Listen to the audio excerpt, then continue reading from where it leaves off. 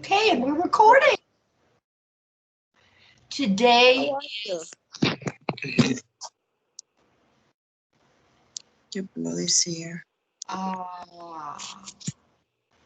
That is annoying when that happens, to me too.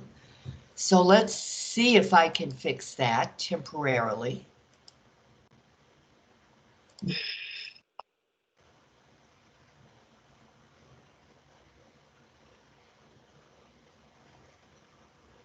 I don't even know where she went. Well, that's all right. I'm going to let everyone in, so it ought to let people in automatically. That way, I won't have to let them in, and maybe thousands of people will appear. Happy week 4. Is that unbelievable? It's week 4. The week after week 4, that is beginning next Saturday.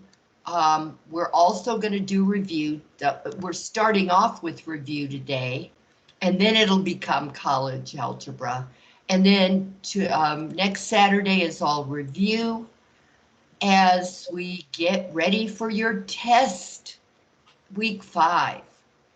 So the practice exam is almost ready, and it'll be ready this afternoon, early this afternoon, very early, for you to start studying the practice exam and doing your homework. The practice exam and the real exam, I make the practice exam first, and then I take the real exam from it.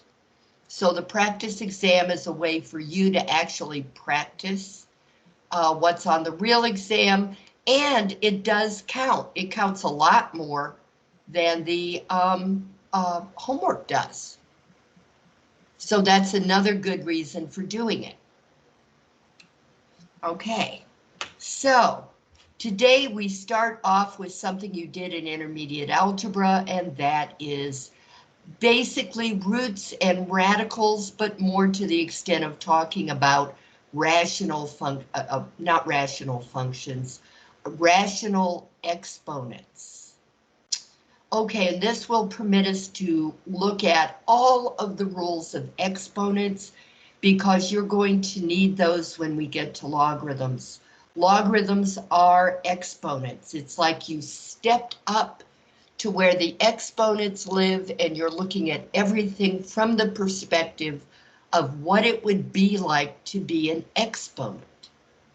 Okay, so we're going to look at it from the outside today, but when we get to logarithms, we'll be looking at it on the inside. But that's not till the end of the semester.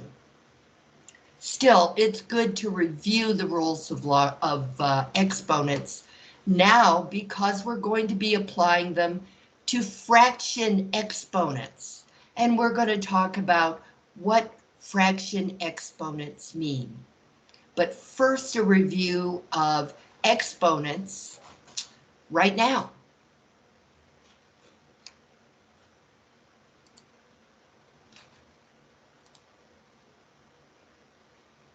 Okay, get rid of that, get rid of this, go here. We'll go here first.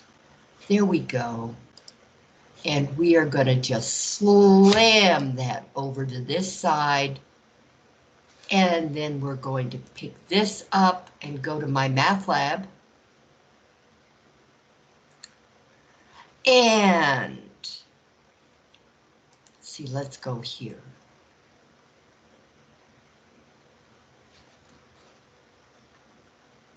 And here, this is the teacher way to get in. And here.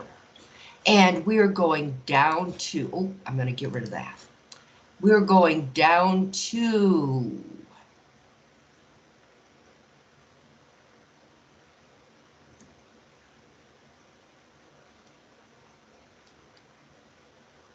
okay, here we are, review of roots and radicals. You started studying this in beginning algebra. You continued it in depth in intermediate algebra. We're just going to hit the high points. So I am going to right now Now, come on, this is supposed to be a cool way to get both of them. But if not, oh well, I'm going to move that over, and I'm going to move this so that we can just spend some time reviewing exponents. Okay.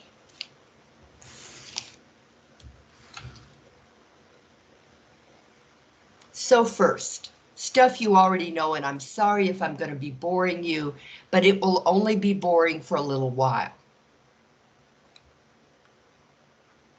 3 to the second power.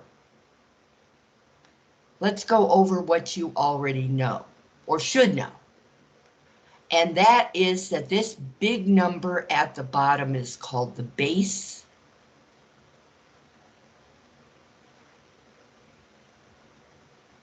And the little number up here is called the exponent or the power. It's called both.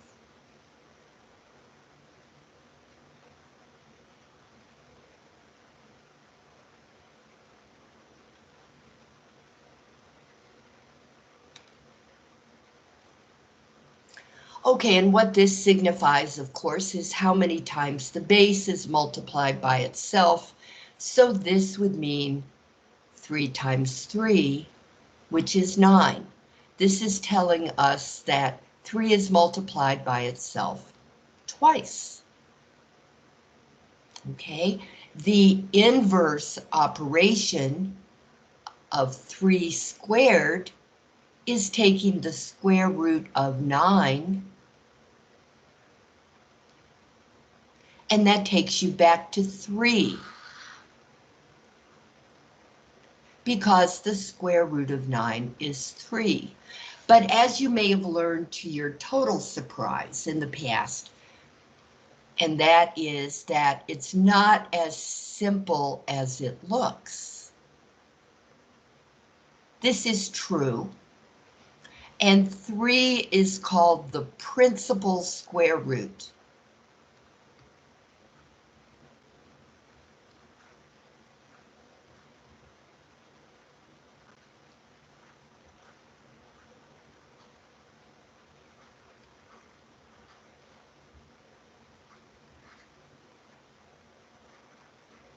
Of 9. All right, not terribly exciting. Does that mean there are other square roots of 9? And yes, there are, but we don't write them this way. There's a negative square root of 9 as well, and I can prove that. Negative 3 squared equals negative 3 times negative 3, and negative 3 times negative 3 is positive 9.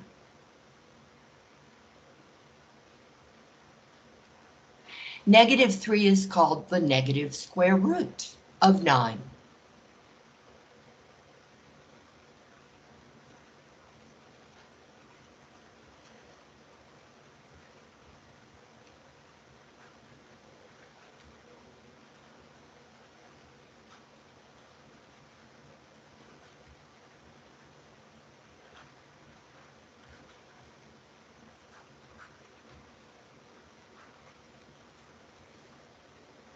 Okay. Now, debating whether to put a period at the end. Okay, so now we know, or remember, that here's an important rule, and that is that every positive real number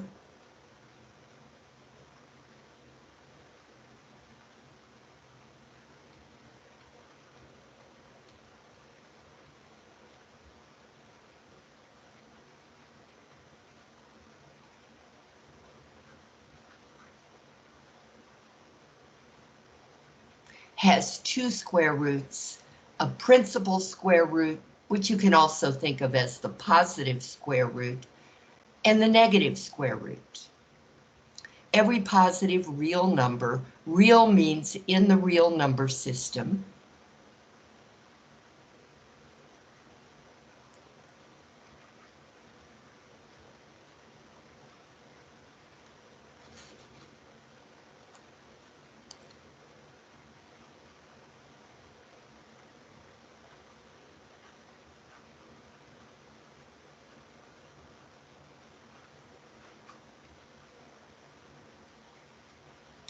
Okay, the principal square root and the negative square root.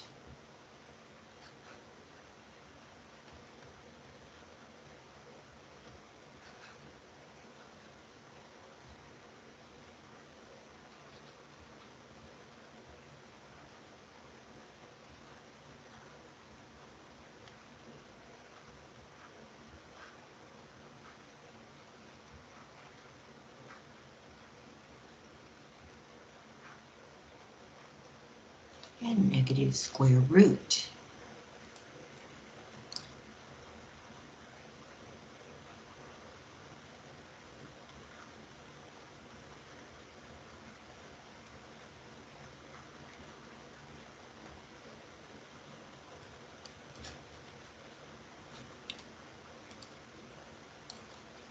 Okay, so in the math language, in our code, this is the symbol used for the positive square root. This is the symbol used if your answer is supposed to be the negative square root. So it's a way of coding the answer we're looking for so that you don't make a mistake. What you have to be sure of is that the square root of -3 does not exist in the real number system. It does exist in the complex number system, and that was one of the big changes you experienced in intermediate algebra. Okay, at D&E, it does not exist in the real number system. When I was a kid, we had to capitalize real number system because it's a proper name. It's the name of a place, the place where our common numbers are located.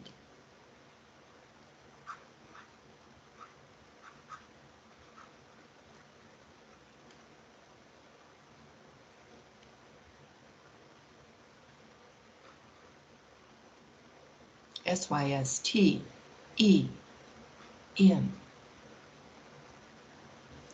Okay, that is like the basic foundational rule.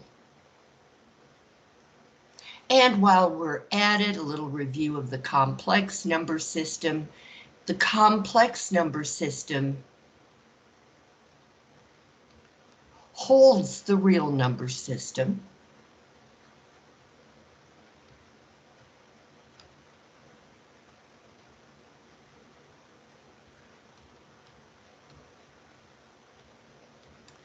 And what it looks like, if you were going to draw a picture, we love to draw pictures.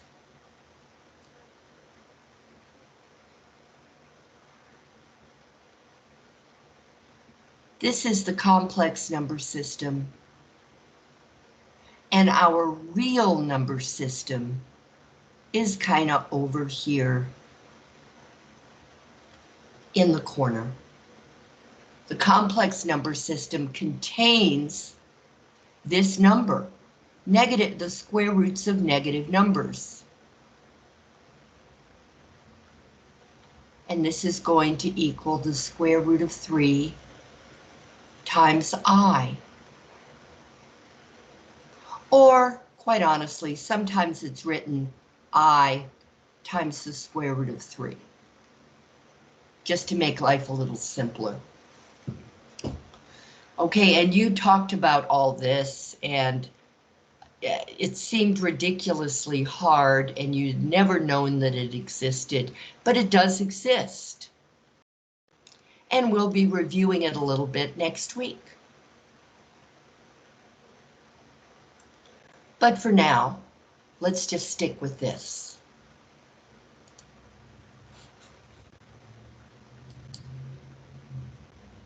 Okay, so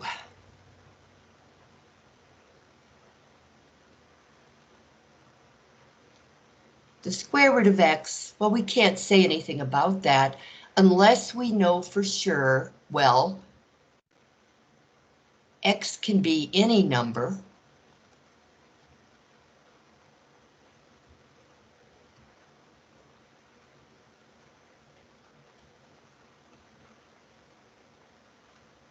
any real number.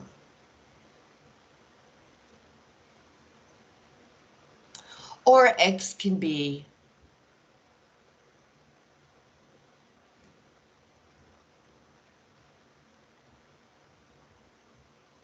only positive real numbers. There's a big difference in how we treat them.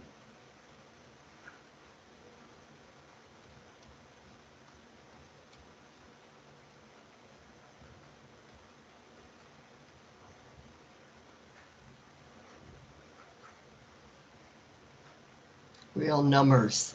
No, numbers.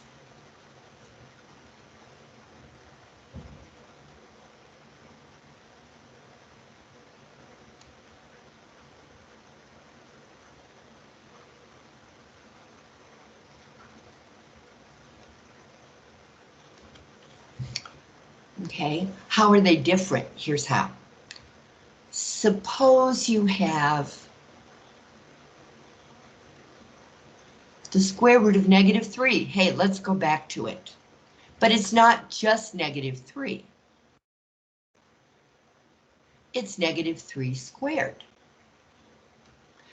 In our number system, but not in the complex number system, this 2 squares -3. -3 times -3 is +9. Then you take the square root of 9. Notice you're only going to be getting the principal square root.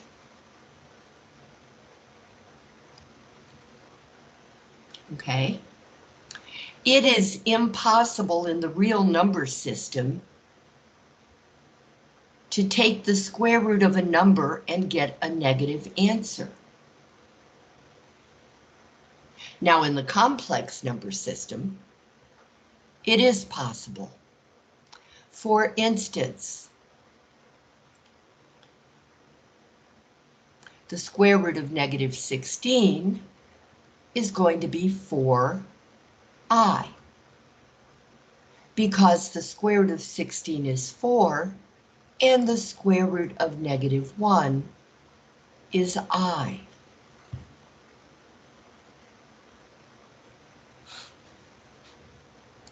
But not in the real number system. You can't do it. It won't happen. There's no way for it to happen in the real number system that you can take the square root of -9 and get -3, which is an ever-present temptation. This cannot happen in the real number system. Okay, so given that, if you don't know, well, if you have this, for instance, if you take the square root of x squared,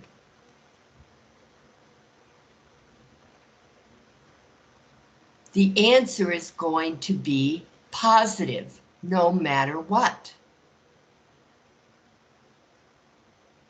Okay, so, and the reason for that is that suppose x is -3, a negative number. I'm just picking -3.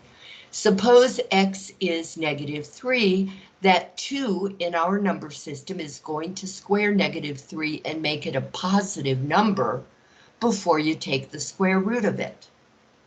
So if x were a negative number, the square root of it would be a positive number if you're squaring it. And if x is a positive number, this is if x is any number,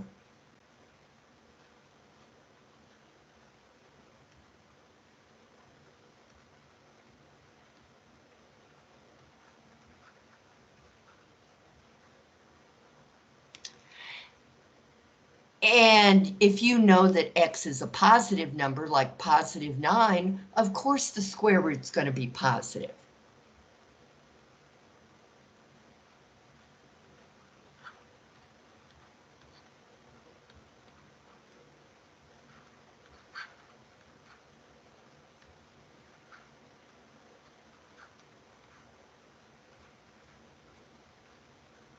then the square root of x squared is just going to be x, because you already know that that's a positive number. So that's the reason for that. Is it terribly important? It pops up in a few homework problems. I tried to avoid those problems, but yeah, it happens.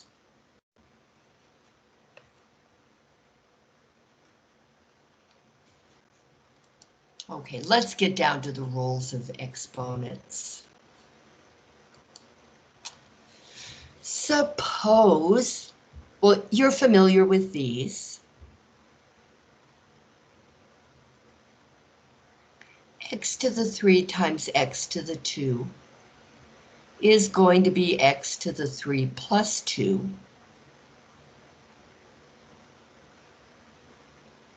When you multiply like bases, you add the exponents. When you multiply like bases, that is, they're the same,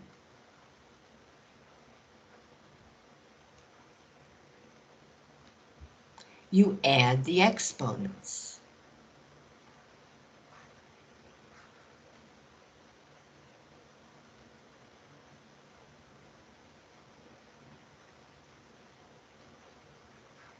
You add the exponents. Okay.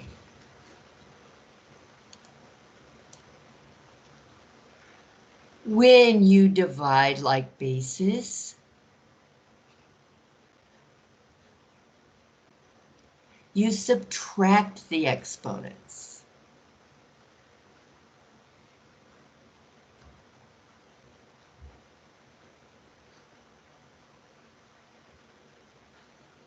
Okay, when you divide,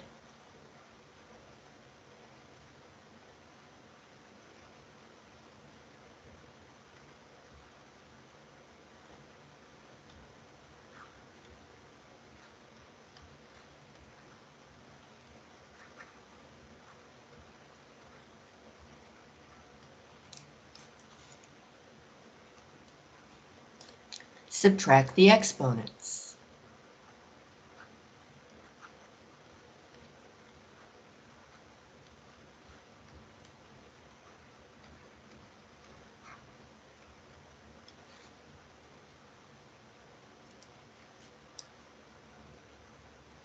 When you have any base raised to a power and then raised to a power again, you multiply the exponents.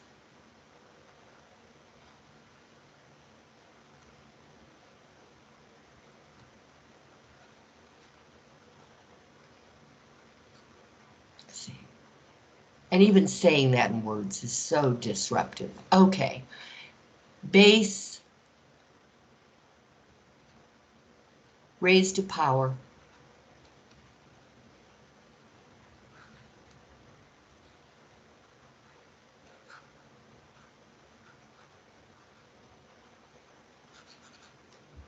then raised to a power again.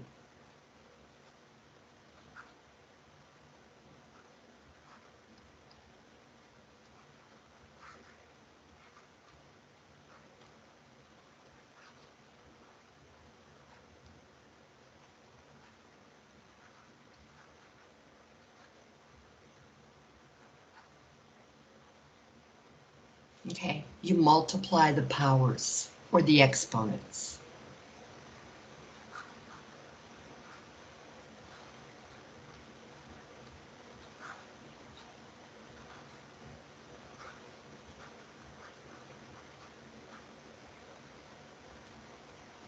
Okay, the basic rules. Now, any number, suppose you have any number. It could even be a complex number.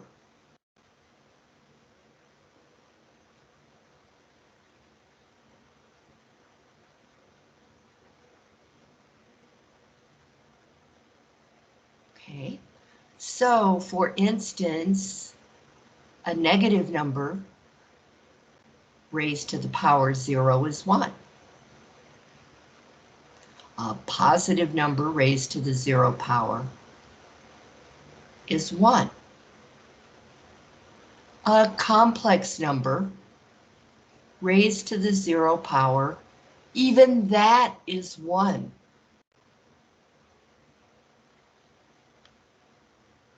Now, this is something to be aware of. A negative number not in parentheses raised to a 0 power is negative 1. Why? Because here the negative is grouped with the 3, and that's actually negative 1. But here the negative is not grouped with the 3. So the 0 only applies to the 3, not to the negative sign. So that negative sign is still there in front, while 3 to the 0 becomes 1.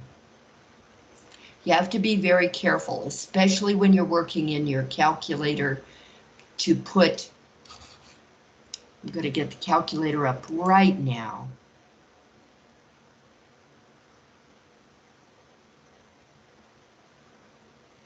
Yeah, and I'll show you.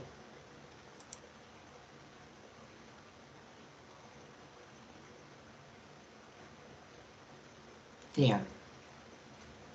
Clear. Clear. Okay. Now, if I could put negative 3 in parentheses and raise it with this caret button. That's what it's called, the caret, like a caret in a diamond, or a caret that measures the purity of the diamond. Raise that to the 2nd power. I didn't have to do that. There's an easier way, but either way, if I take negative 3 in parentheses and raise it to the 2nd power, my answer is positive 9. But if I take negative 3 and raise it to the 2nd power, that's the easier way to raise something to the 2nd power, just to push on the x squared button there. I get negative 9. This is something you'll have to remember over and over again. Okay.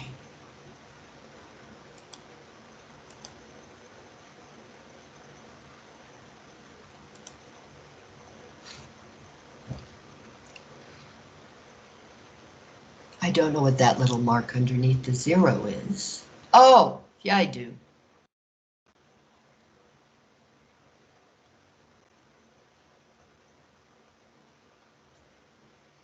Okay. Now, there were these horrible monsters called negative exponents, and they had a particular meaning. For instance, suppose you have 5 to the negative 2 power. What that's code for is this is really 1 over 5 to the positive 2 power. 5 to the positive 2 power is 25. So this is going to be 1 over 25.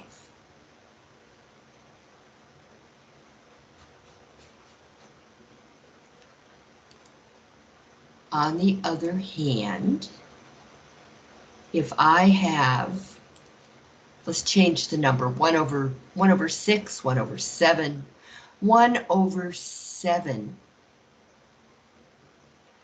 to the negative 2 power, that's going to give me 7 to the positive 2 power, which is 49. And of course it works with any number.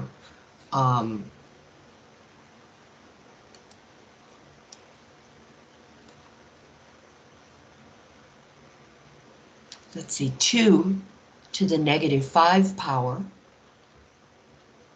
is 1 over 2 to the positive 5 power, which is 1 over 32.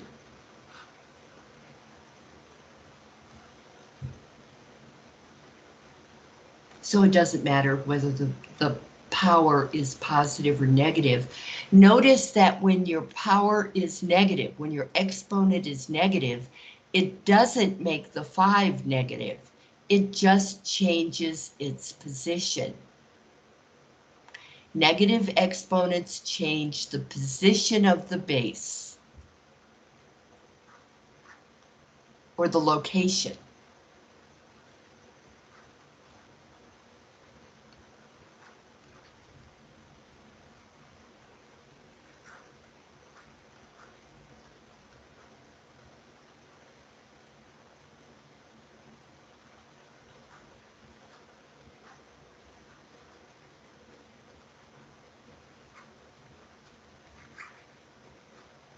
Position of the base.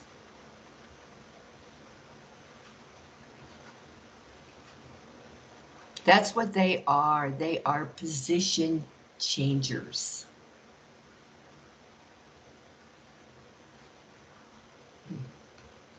Okay, so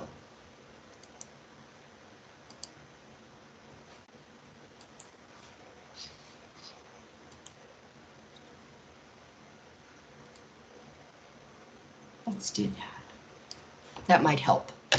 Bring that down. Okay. For instance,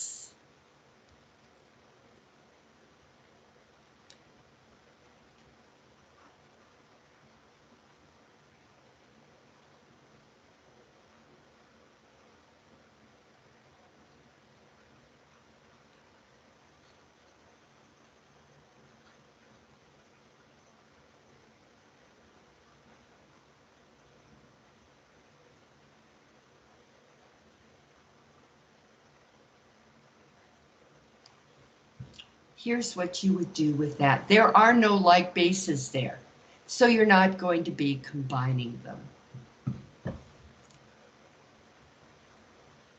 This is just a code. All of the bases with positive exponents stay where they are.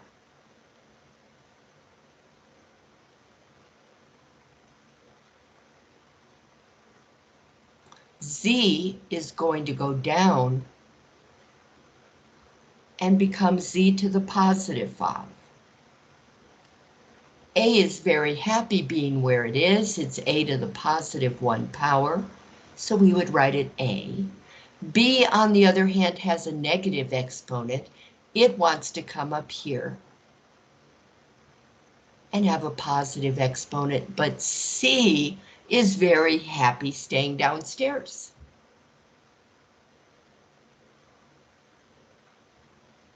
And so that would be your answer.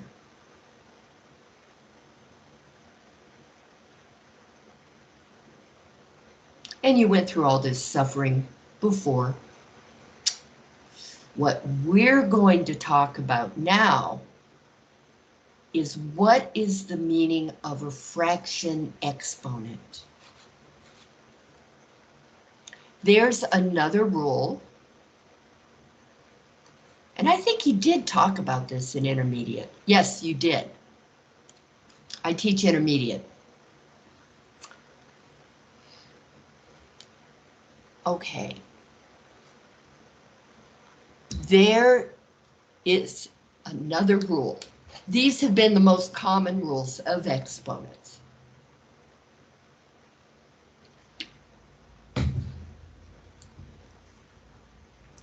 But here's another rule.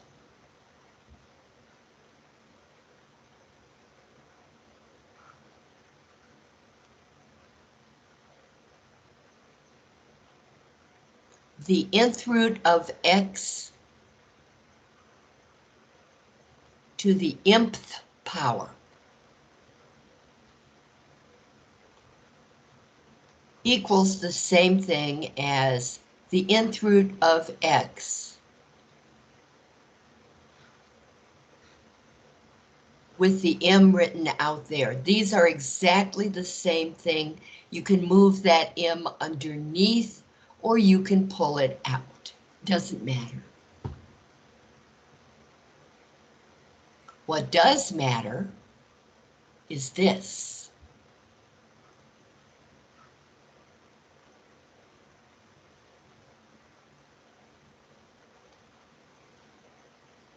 Okay, let's work with this. How about the square root of 7 to the 3rd power?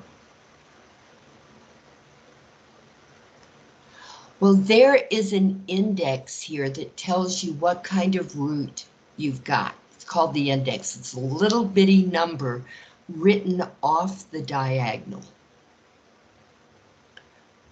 So here, this is a square root.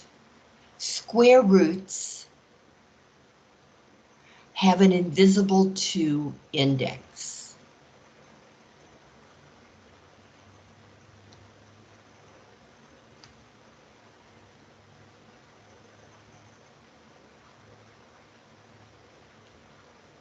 So 7 to the 3/2 power is the same number as the square root of 7 to the 3rd power. And there are, of course, other kinds of roots, like the cube root. What is a cube root? Let's actually take the cube root of 8, and that's 2. Why is it 2? Because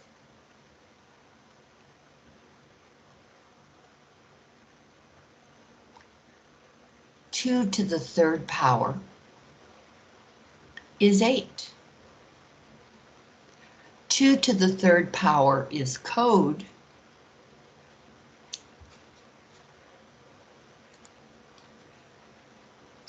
out room. Okay.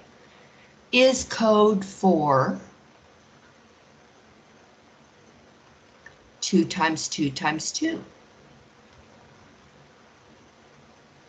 So 2 times 2 is 4, times 2 is 8.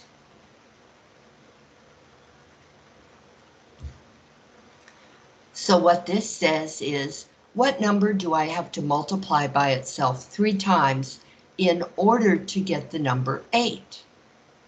Well, 2 is that number.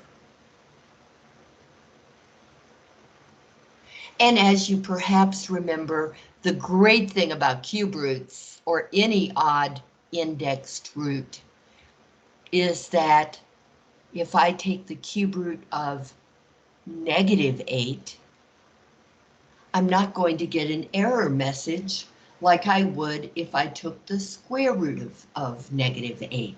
So let's do that on a calculator right now. Okay. If I take, let's see, if I push the math button, my cube roots are here.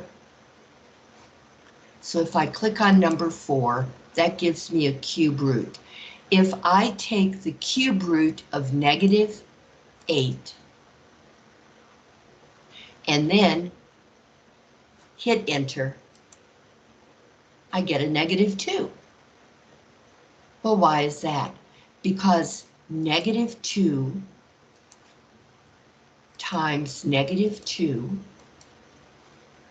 times -2 equals, no, I divided. Okay.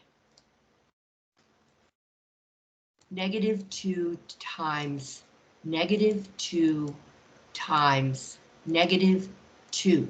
There. Enter. -8. So what is the cube root? Math.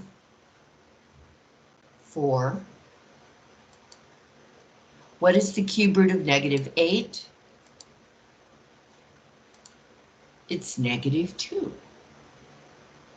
Okay, now I'm going to take the square root of -2, and we have a square root sign right there, which means if I click on the second button and then the x squared button, what I get is this square root sign right there.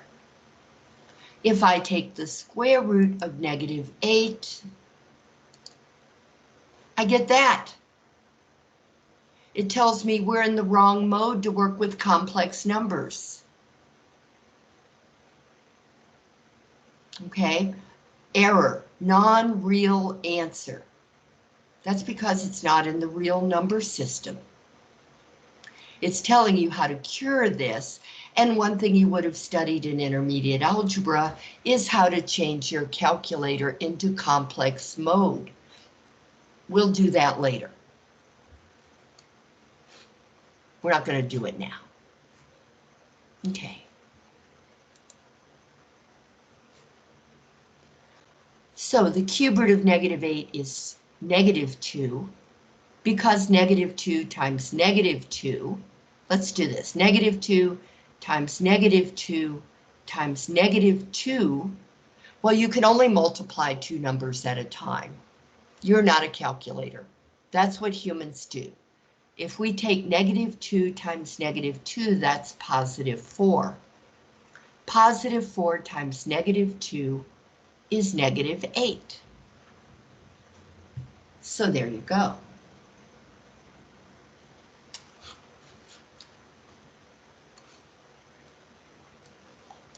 If you have, let's just take x this time, x, if we take the fifth root of x to the third power, this will be x to the 3/5 power.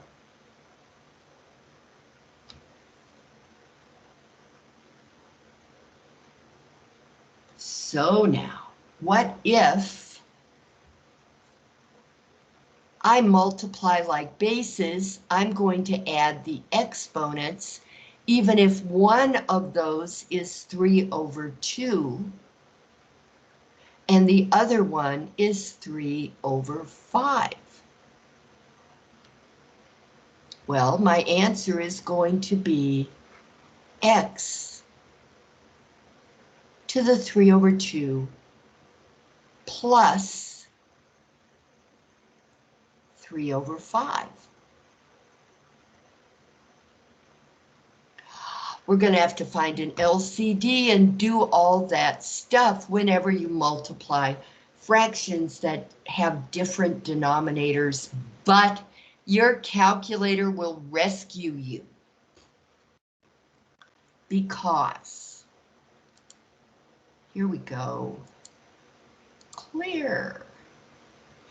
If I take 3 divided by 5, which is another way of saying 3/5, and I add it to 3 divided by 2, and the calculator knows that this is 3/5 plus 3/2, and I hit enter, oh, I'm going to get that. But if I math frac,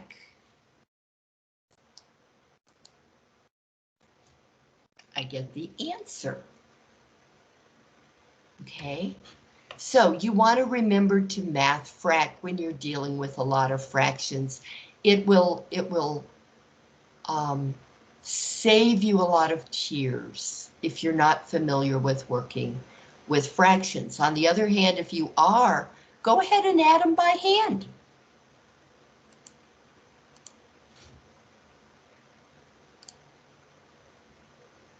All right, so if you were going to add them by hand, you would say, okay, I've got 3/2 plus 3/5 because I'm going to add them.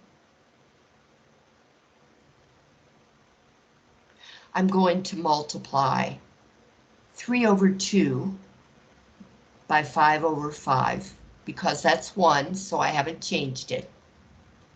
And I'm going to multiply this by 2/2 because 2/2 is 1 and I haven't changed this. Then I'm going to multiply fractions because that's so easy. 5 times 3 is 15 over,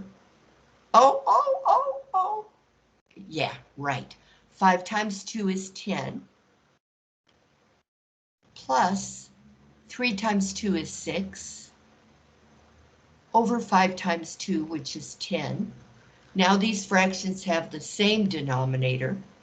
This is going to be 15 plus 6 over 10, which is 21 over 10. So could you do it by hand? Yes, you could. But most people just are not familiar with adding and subtracting fractions any longer. And they have to use a calculator. So use it. What the heck? Either way, you'll get your answer.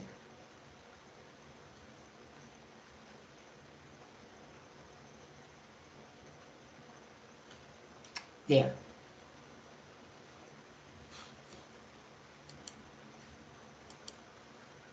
And so we're going to apply all of these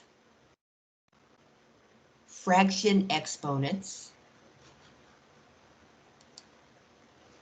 to, there's the red line. All of these fraction exponents we're going to apply to the rules of exponents, or the other way around.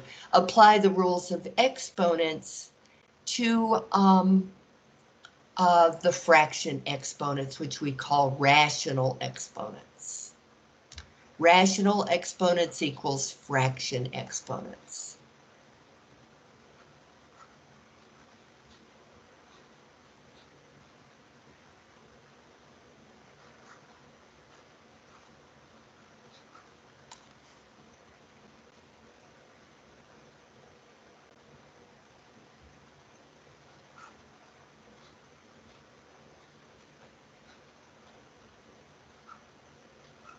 And all it does is it means you have a root.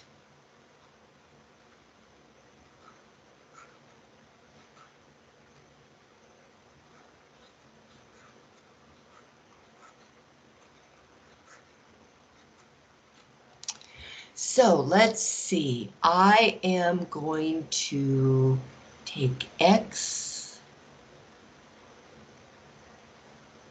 I have to change it, don't I? How about X to the 2/3 times X to the negative 5/7?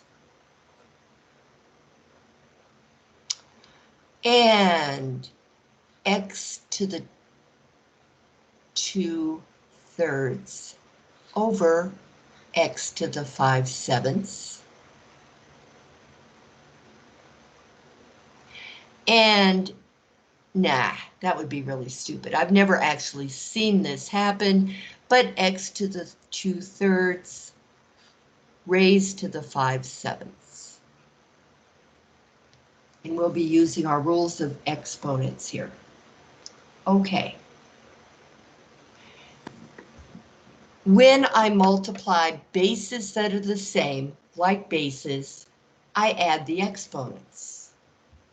So this is going to be X to the 2/3 plus negative 5/7.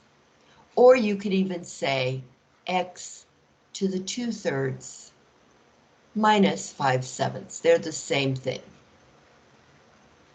We get out our fraction calculator. Well, we get out our calculator and really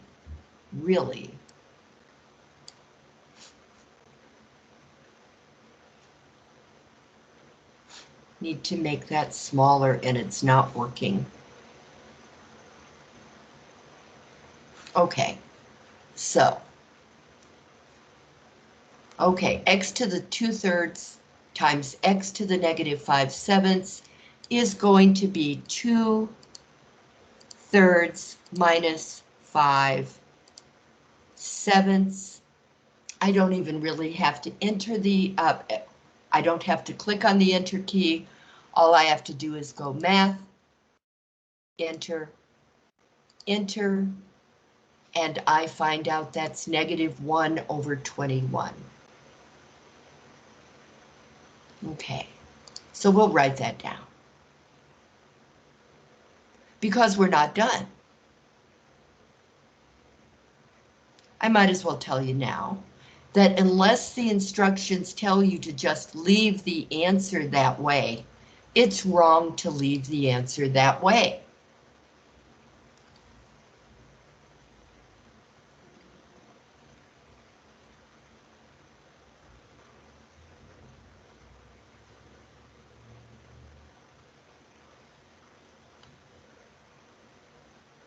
You should also leave.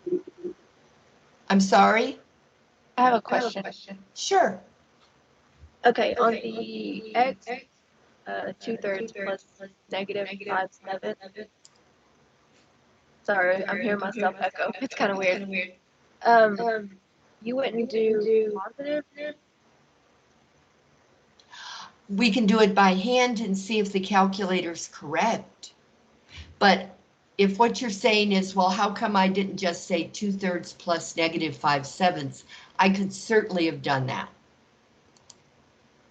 Okay, so 2 divided by 3 plus -5 divided by 7, math, frac, enter. Either way, you'll get the same answer. Is that what you were asking? I guess I was confused because I thought a positive is a negative. Is a negative. Oh, A positive and a negative is a negative. okay. Positive times negative. But that's a good question. It's so hard to remember all this stuff. It's yet another good reason to let the calculator do the calculating. Because there are so many picky little rules. Good question. Let me lower that. Yeah, and you would want to change it to that. Probably the instructions will tell you to answer with a positive rational exponent. But you never know. So read the instructions. Down here, when you divide like bases, you subtract the exponents. Now, I have no idea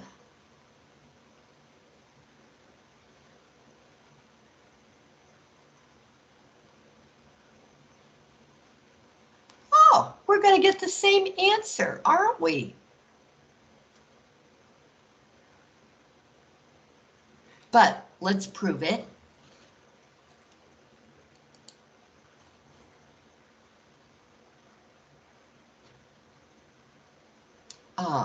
Okay, so 2 divided by 3 minus 5 divided by 7. Math, enter, enter. And that's -1/21. So actually, I should have put this lower. Yeah, that looks more like an exponent now. This is going to be x. Let me rewrite it better. 2/3 minus 5/7 equals x to the -1/21, which is x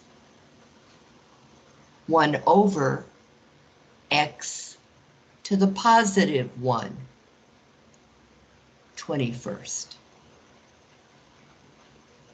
But we might as well say what that answer also is.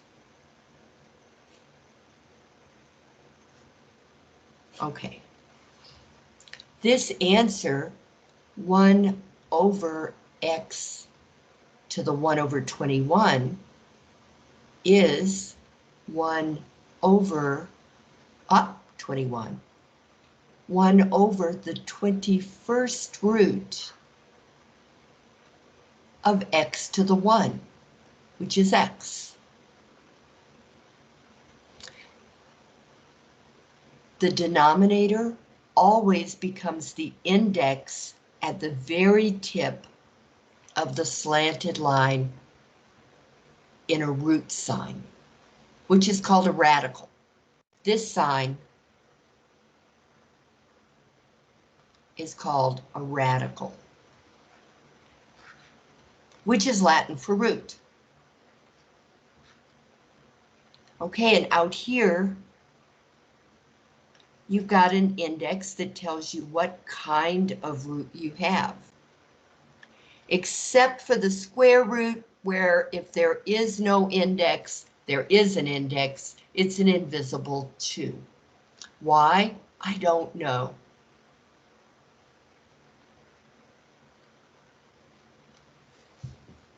Okay. Now, you've been here an hour, and so have I. This is just a little review. And now we are going to move into something that's not really new to you. You did this also in intermediate algebra, but we're going to take it a step further. Okay, let's take a 5-minute break and restart your computers so they don't die on you. They don't freeze up. And I'm going to restart my computer too. I will see you soon.